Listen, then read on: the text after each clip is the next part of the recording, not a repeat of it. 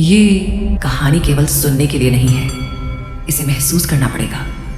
इस वीडियो को अंत तक देखना, क्योंकि जो रहस्य अभी छुपा है वह अंत में आपकी सोच बदल देगा। अगर आपको हमारी पौराणिक कथाएं, उनके छुपे अर्थ और दिव्य रहस्य पसंद आते हैं तो इस चैनल को अब भी सब्सक्राइब कर लीजिए। इस कथा को उन लोगों तक जरूर पहुंचाइए जो धर्म को सिर्फ त्योहार समझते हैं लेकिन उसके पीछे का संदेश नहीं जानते। और अब आइए प्रवेश करें एक ऐसी कथा में जहां प्रकाश ने अंधकार को जन्म दिया और अंधकार ने न्याय को, जिसे इतिहास ने नहीं समय ने रचा। रोशनी, हम सब रोशनी की पूजा करते हैं, है ना? लेकिन क्या आप जानते हैं, एक समय ऐसा भी आया था जब इसी रोशनी को अपने अस्तित्व पर इतना घमंड हो गया कि उसने अपने ही घर को अंधकार में डुबो दिया। यह कहानी केवल एक त्योहार की नहीं है, यह इतिहास है। एक पिता और पुत्र के बीच लड़े गए ब्रह्मांड के सबसे बड़े अहंकार युद्ध का। एक ओर संपूर्ण सृष्टि को जीवन देने वाले सूर्य देव और दूसरी ओर उन्हें ही दंड देने वाले न्याय और कर्म के देवता शनि। आज हम जानेंगे मकर संक्रांति का वह सच जो शायद आपने कभी नहीं सुना। आखिर क्यों दुनिया के सबसे तेजस्वी पिता को अपने ही काले पुत्र के सामने झुकना पड़ा? कहानी की शुरुआत होती है सत्ययुग के उस काल से जब सूर्य देव का ताप अपने चरम पर था। उनकी पत्नी विश्वकर्मा की पुत्री देवी संज्ञा उस प्रचंड तेज को सहन नहीं कर पा रही थी। सूर्य के समीप खड़ा होना भी उनके लिए असंभव हो गया था। तब देवी संज्ञा ने एक भयानक निर्णय लिया। उन्होंने अपनी योग शक्ति से अपनी ही परछाई को अपने शरीर से अलग कर दिया और उसे एक जीवित स्त्री का रूप दे दिया।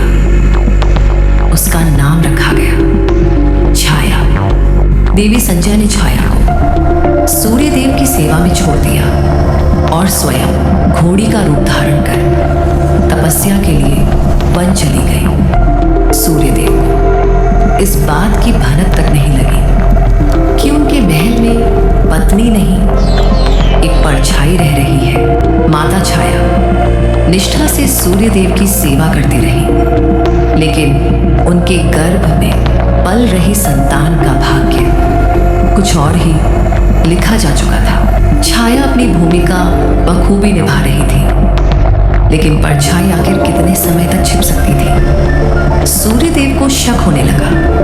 उन्होंने गौर किया कि असली संज्ञा उनके तेज से डरकर आंखें बंद कर लेती थी, लेकिन यह स्त्री छाया बिना पलक झपकाए उनके प्रचंड ताप को सह रही थी। शक के चलते सूर्य देव ने छाया की दिन रात की सेवा और प्रेम को अनदेखा करना शुरू कर दिया। वे धीरे धीरे छाया से दूर रहने लगे। अपने पति की बेरुखी से परेशान गर्भवती छाया चुपके से अपनी दीदी संध्या से मिलने उसी वन की ओर चली। पर उन्हें क्या पता था कि सूर्य देव भी दबे पांव उनका पीछा कर रहे हैं। वन में पहुंचकर छाया एक घोड़ी के पास बैठ गई और रोने लगी। वह घोड़ी कोई और नहीं थी, देवी संज्ञा। छाया ने अपने आंसुओं के बीच कहा, दीदी, मैंने स्वामी की इतनी सेवा की, फिर भी वह मुझसे घृणा क्यों करने लगे हैं? तभी घोड़ी अपना असली रूप धारण कर देवी संज्ञा प्रकट हुई। सूर्यदेव ने सारी सच्चाई समझ ली। उन्होंने संज्ञा का हाथ थामा और उन्हें साथ ले चले। लेकिन यहाँ एक दिल टूट रहा था। गर्भवती छाया ने, जिसने वर्षों तक पत्नी का धर्म निभाया, घने जंगल में अकेली बेसहारा रह गई। सूर्यदेव और संध्या ने उसकी ओर एक बार भी नहीं देखा। छाया चिल्लाती रही पर वे चले गए। इस धोखे और तिरस्कार ने उसकी आत्मा को तोड़ दिया। टूटे हुए दिल और गहरे दुख के साथ छाया ने निर्णय लिया, अब इस संसार में मेरा कोई नहीं सिवाय महादेव के। और इसी अनकहे दुहक ने जन्म दिया उस कठोर तपस्या को। छाया भगवान शिव की परम भक्त थी। गर्भकाल के दौरान उन्होंने शिव की ऐसी कठोर तपस्या की जिसने इतिहास की दिशा बदल दी। चिलचिलाती धूप में खुले आकाश के नीचे बिना अन्न और जल के महीनों तक वह एक ही मुद्रा में खड़ी रही। बाहर सूर्य का प्रचंड ताप और भीतर मां की कठोर तपस्या। इस दोहरी अग्नि ने गर्भ में पल रहे शिशु को जलाकर कोयले जैसा काला कर दिया। वह बालक जन्म लेने से पहले ही दुनिया की चमक दमक से अलग हो चुका था। फिर वह घड़ी आई। स्कंद पुराण के अनुसार समय था ज्येष्ठ मास की अमावस्या और स्थान था शिप्रा और श्राता नदी का संगम, अवंतिका, आज का उज्जैन। यही महाकाल की नगरी के समीप कर्म फलदाता शनिदेव का प्राकट्य हुआ।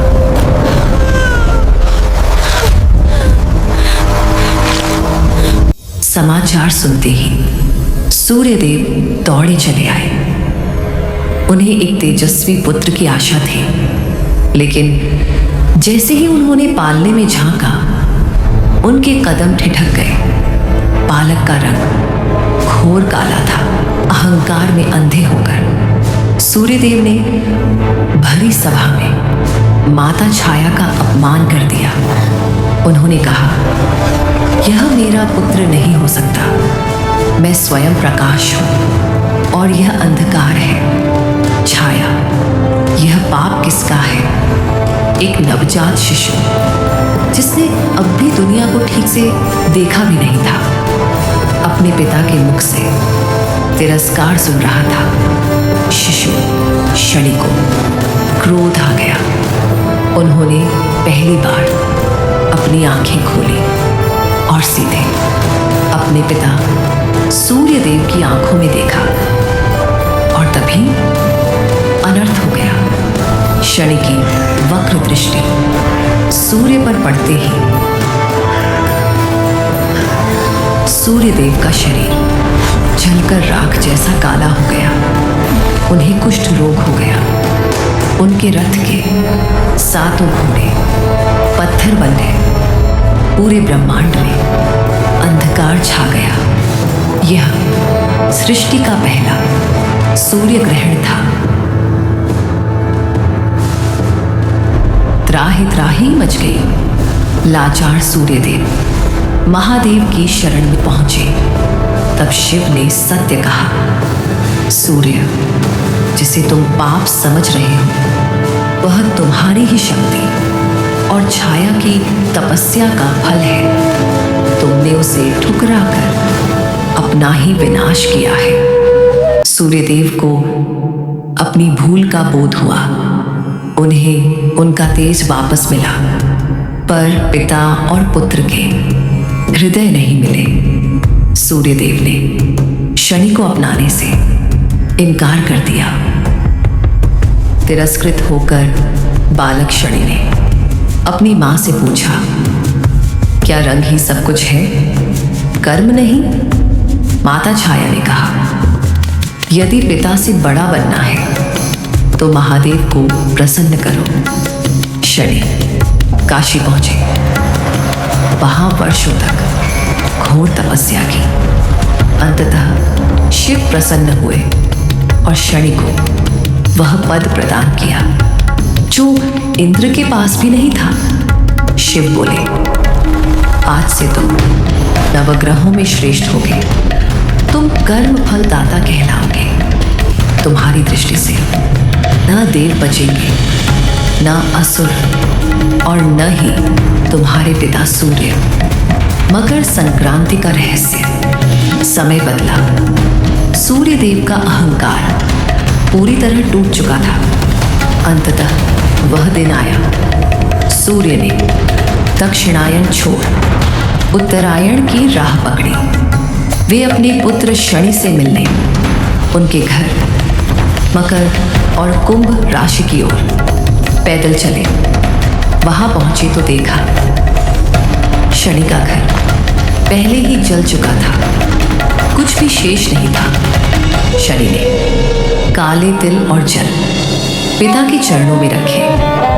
पिताश्री, मेरे पास बस यही है, यही मेरी कमाई है। जैसे ही सूर्य ने वे काले तिल स्वीकार किए, उनकी सारी कड़वाहट सोख ली गई। सूर्य फिर थे, फिर चमके, लेकिन इस बार उस चमक में जलन नहीं, मिठास थी। सूर्य देव ने वरदान दिया, आज के दिन जो भी मुझे और शनि को तिलगुड़ अर्पित करेगा, उसका जीवन न्याय और तेज से सुरक्षित रहेगा। इसीलिए हम मकर संक्रांति मनाते हैं।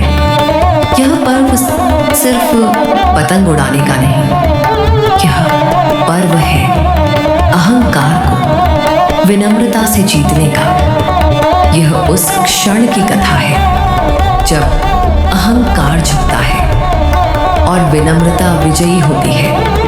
यह कहानी है उस सूर्य की जिसे संसार को प्रकाश देने के लिए पहले स्वयं झुकना पड़ा। यह कथा है कर्म की, जहां पिता भी न्याय से ऊपर नहीं।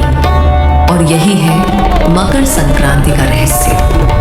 जब देश दिशा बदलता है तो जीवन में संतुलन आता है।